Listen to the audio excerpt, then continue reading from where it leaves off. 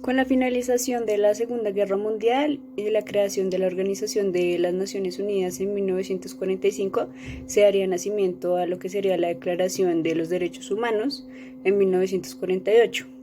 Entre las cosas a destacar de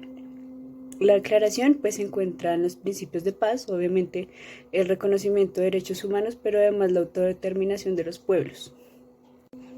Ante lo que se consideraría la ausencia de una jurisdicción que respalde y garantice el derecho a este nuevo ordenamiento, en 1966 se crearía lo que se conoce como el Tribunal contra los Crímenes de Guerra o como se le denomina también pues Tribunal de Russell. En 1974 este sería llevado también a América Latina. Con estos hechos como antecedentes, la Carta de Argel nacería como producto de la colaboración de varios juristas, políticos y representantes de movimientos para la liberación de los derechos de los pueblos. Argel fue elegida como la ciudad para firmar la carta, ya que, producto de su proceso de emancipación, libró una fuerte guerra con Francia al ser una colonia francesa y pues se convierte en un emblema de emancipación política, económica, pero pues además un referente estratégico para los países del continente en esa época. En 30 artículos breves y entre varias otras cosas se expresa el derecho a la autodeterminación política, el derecho a la cultura, a las exigencias de las minorías, pero pues también es el fiel reflejo de las convicciones de que el respeto a los derechos del hombre es el respeto a los derechos de los pueblos. La Carta de Argel constituye las bases de lo que sería el Tribunal Permanente de los Pueblos, el cual fue fundado en 1979 y que a la fecha cuenta con más de 42 sesiones, la más reciente en el presente año en Colombia. Promovida por la Fundación Internacional Lelio Basio para la Liberación de los Pueblos, así como con la Junta Internacional de los Derechos y la Liberación de los Pueblos, la Carta de Argel nació de la colaboración de distintos juristas, economistas y personalidades políticas del cono sur del mundo. La elección de Argel se dio por diferentes motivos. Entre los principales era un punto de referencia estratégico para los países no alineados y además de eso es la capital de una nación que tuvo que luchar fuertemente para poderse emancipar de la dominación colonial en un continente que contaba con muchos países en lucha pues para la independencia política y económica. Firmada por más de 80 personalidades de la política y la cultura de todo el planeta, esta carta traduce que el respeto efectivo de los derechos del hombre también implica el respeto de los derechos de los pueblos. Por eso, son 30 artículos a través de los cuales los oprimidos sintetizamos las causas de los males y asimismo individualizamos a los responsables, queriendo así conseguir que en los foros internacionales se pueda escuchar nuestra voz. La voz de aquellos que combaten y todavía combatimos los sistemas coloniales y soportamos el neocolonialismo en general, y pues por eso en estos 30 artículos se explican el derecho a la identidad nacional, el derecho a la autodeterminación política y económica, el derecho a la cultura, al medio ambiente, a los recursos comunes, a las minorías. Es por esto que la Carta Argel constituye el fundamento de la actividad del Tribunal Permanente de los Pueblos. La amplitud del concepto de autodeterminación explicada en la Carta de Argel debe relacionarse con el contexto y el principio de libertad, no limitado a algún tiempo ni a algún lugar determinado, y tampoco a un sujeto individual, sino a un colectivo, precisamente al pueblo en total. En la Carta de Argel y por tanto en el Tribunal Permanente de los Pueblos, el principio de autodeterminación sirve como un apoyo jurídico e indicador de los objetivos de las luchas de los pueblos, cuya soberanía está en riesgo por las fuerzas externas e internas, pues que este tribunal ha documentado desde el 79 hasta la fecha. En esta declaración, el concepto del pueblo no es una definición como estricta, porque pretende confiar a la libre interpretación de los que de tanto en tanto a lo largo de los años han hecho uso de estos principios. Los pueblos, de acuerdo con la Carta, son sujetos colectivos relevantes, pero marginados por un derecho diseñado solo para los estados como destinatarios de derechos, que integran las dimensiones individuales y colectivas en un solo ordenamiento jurídico al servicio de tantos individuos como de pueblos. Como lo menciona la compañera, la Carta de Argel constituye el fundamento de la actividad del Tribunal Permanente de los Pueblos, con sus 42 sesiones dedicadas a las violaciones de los derechos humanos en muchas partes del mundo. El pueblo de Argel, luego de sus luchas contra la colonia francesa, nos brinda herramientas y reconoce los derechos, pero también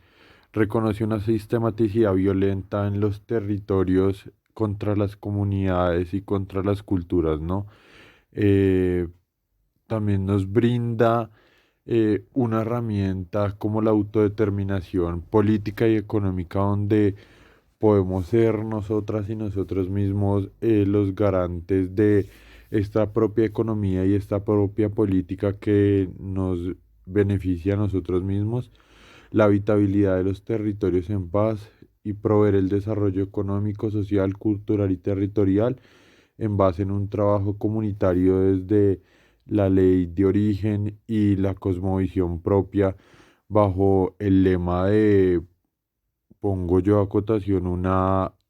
organización colombiana indígena bajo su lema de unidad, tierra, cultura y autonomía. Y bajo estos principios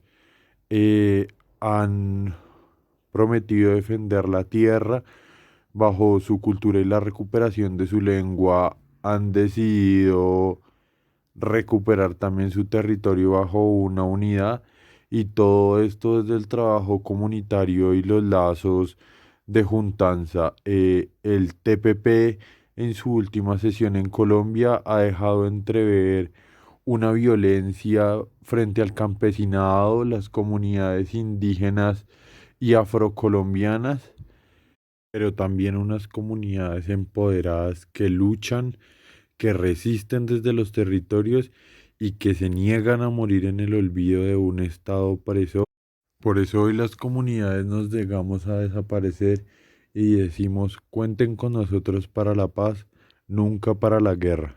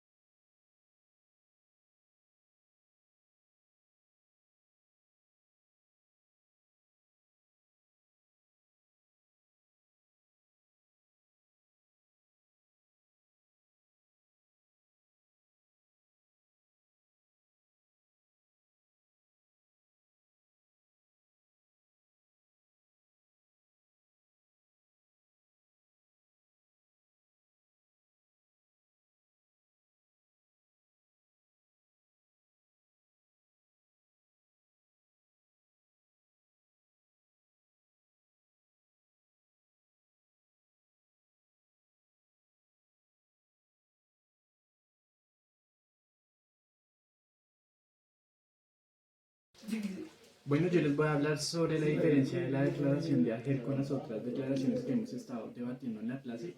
Por una parte, la declaración de Argel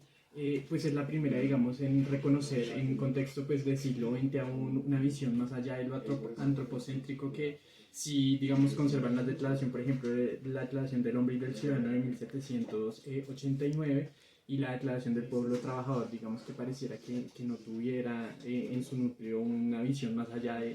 pues, del humano. También es la primera declaración en reconocer el progreso como un bien común, ¿no? Y en ese sentido reconocer también la solidaridad y el trabajo conjunto entre naciones para favorecer a este proceso. También es una de las primeras declaraciones en reconocer el sexo como un hecho de exclusión y de dominación, que eso es muy importante, pues no lo tienen las otras declaraciones, a diferencia de la declaración de la Selva Lacandona, y también pues reconoce el espacio extraatmosférico como pues un patrimonio común también dentro de en la que todos los pueblos pues, tienen derecho a acceder a él. Pero una diferencia y la más preponderante entre esta declaración y las otras declaraciones es que esta declaración tiene un sistema simbólico, no tiene como tal un sistema de aplicabilidad jurídico, lo cual lo hace más una herramienta simbólica que jurídica, como la declaración de la ONU, por ejemplo, que sí tiene un sistema más jurídico para su aplicabilidad. Además de las diferencias mencionadas anteriormente, es importante resaltar que la Declaración de Argel de 1976 es una de las declaraciones que más hace referencia al derecho a la autoproclamación de los pueblos, ¿no? Haciendo especial énfasis o crítica a todos los proyectos neoliberales y capitalistas que se han querido implantar pues, en muchos países latinoamericanos, africanos y asiáticos, ¿no? Y que pues, hacen un poco de escudo a estos procesos neocolonialistas que muchas veces se han querido imponer. Por otra parte, es importante hacer referencia que otras de las diferencias es que la declaración de Argel, al contrario de la declaración de ONU, el derecho del hombre y del ciudadano y la declaración del pueblo trabajador, más allá de existir pues, instituciones que hagan veeduría a su cumplimiento, es como una herramienta simbólica para el cumplimiento de los derechos humanos, mientras que estas otras declaraciones más institucionalizadas sí tienen pues digamos unas herramientas jurídicas con la existencia de instituciones mismas como la ONU que pues lo que hacen es realizar veeduría que estos derechos se cumplan y no se generen vulneraciones a los derechos humanos, mientras que por otra parte la declaración de Argel y la de la Candona son más herramientas simbólicas para hacer veeduría a estos derechos.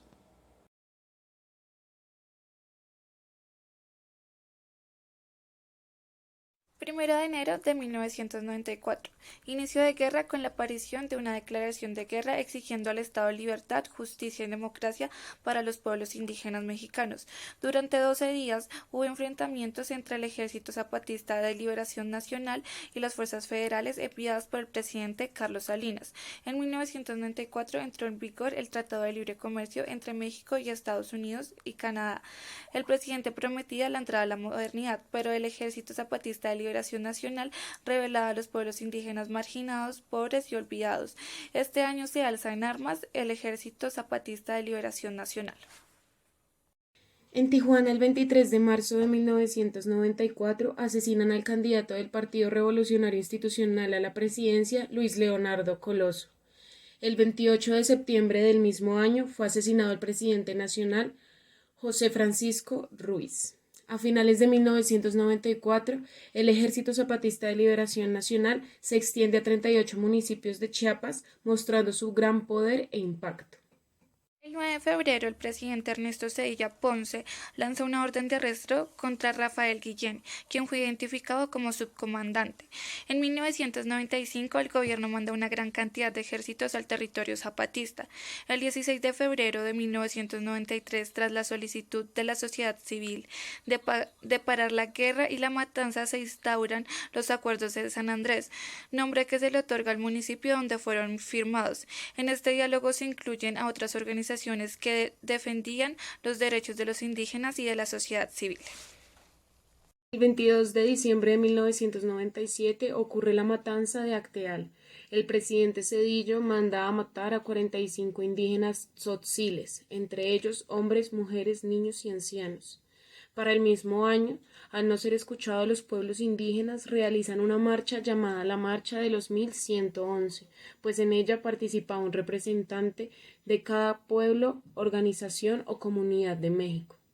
Para el año de 1999 se realiza una consulta nacional en la que se le pregunta a la sociedad civil si está de acuerdo con las demandas que exigen los pueblos indígenas, y la respuesta que da la sociedad civil muestra la aceptación a estas luchas.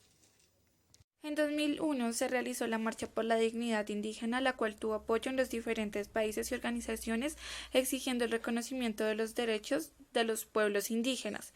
En abril del 2001, los partidos políticos del PRI, el PAN, el PRD, se ponen de acuerdo para no reconocer la cultura ni los derechos de los pueblos indígenas.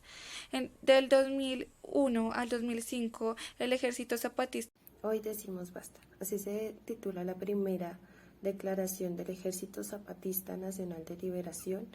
para informar la declaración de guerra que se estaba dando, donde se evidenciaba que tanto hombres como mujeres, íntegros y libres, estaban conscientes de lo que estaban enfrentando y, no siendo más, decidieron tomar las armas para defender lo que es suyo, su libertad, su territorio y su integridad. No nos rendiremos. Así se titula la segunda declaración del Ejército Zapatista, donde no solamente se reafirma su posición frente a la injusticia por la que está pasando el pueblo mexicano, sino que también se invita al pueblo mexicano a ser parte de ella, donde los invita a caminar por el camino de la esperanza, para así poder llegar a la dignidad, esa dignidad que tanto se anhela, donde se respeta el territorio, la persona, el común y se fomenta la empatía. La patria vive y es nuestra. Así empieza la tercera declaración del Ejército Zapatista, donde se muestra que la patria marcha contra las fuerzas antidemocráticas y autoritarias, donde no solamente se evidencia que para lograr la paz esta tiene que venir de la mano de la democracia, la libertad y la justicia, donde solamente las personas que son conscientes de su entorno, que son empáticas y se apropian de la injusticia social que está pasando su pueblo, puede lograr un cambio realmente que se ajuste a las necesidades del pueblo mexicano en su momento. En 1996 surge la cuarta, que idealiza una nueva constituyente y una nueva constitución política, justa, libre y democrática, donde quien mande obedeciendo. En 1998 surge la quinta, que hace un cuestionamiento sobre los derechos de los indígenas y sobre si debería cumplirse o no el Acuerdo de San Andrés. Esta fue importante ya que se implementó la votación y se demostró que la democracia no estaba solo en el discurso. En el 2005 surge la sexta declaración y, al igual que las otras 5, iba firmada por el Comité Clandestino Revolucionario Indígena, Comandancia General del Ejército Zapatista de Liberación Nacional. En esta sexta se declaraba firmemente que el capitalismo convertía a todo en objeto de consumo, desde las personas, la naturaleza, la historia y hasta la conciencia. Era por esto que México se encontraba convertido en un lugar donde los ricos llegaban a divertirse. Hoy decimos basta. Bueno, con relación con el contexto histórico, podríamos decir que esta declaración tuvo un impacto sin precedentes no solo en México, sino en todos los lugares alrededor del mundo donde exista algún tipo de lucha o de resistencia contra sus gobiernos de turno, que no podrían pues describirse de otra manera que de ambiciosos y de perversos. A partir de sus nobles y profundas palabras han generado un movimiento en masa sobre América Latina, ya que pues desde sus sentires como zapatistas generan una conexión con todos aquellos pueblos indígenas, jóvenes, mujeres, homosexuales, lesbianas, transexuales, migrantes, obreros y pues demás grupos de personas que se han sentido en absoluta vulneración, ya sea por tener derechos, por no tener derechos ante la ley, o simplemente porque estos no se le han respetado, no se han hecho efectivos. Ahora bien, su filosofía en contra del neoliberalismo nos incita a profundizar y analizar de manera crítica nuestro entorno, y sobre cómo a partir de los años el capitalismo ha hecho de nuestras vidas un negocio, donde todo tiene un valor monetario, donde sin importar si es naturaleza, cultura, arte, humanidad y hasta la mismísima dignidad se podría comercializar con la única condición de que ésta generase más y más ingresos. De aquí que las palabras de resistencia y lucha plasmadas en el papel trascienden en las naciones a través de los años, ¿no? Todo esto para generar la empatía y el sentido de pertenencia con los más humildes, que a pesar de que están en una condición de vulnerabilidad, opta por soluciones pacíficas a partir de nuevas ideologías políticas y métodos educativos de calidad, donde descifraremos problemas que nos atañen y logramos dialogar en pro de soluciones que respondan a las adversidades de la sociedad. Y generalmente pues es eso. A continuación mi compañero.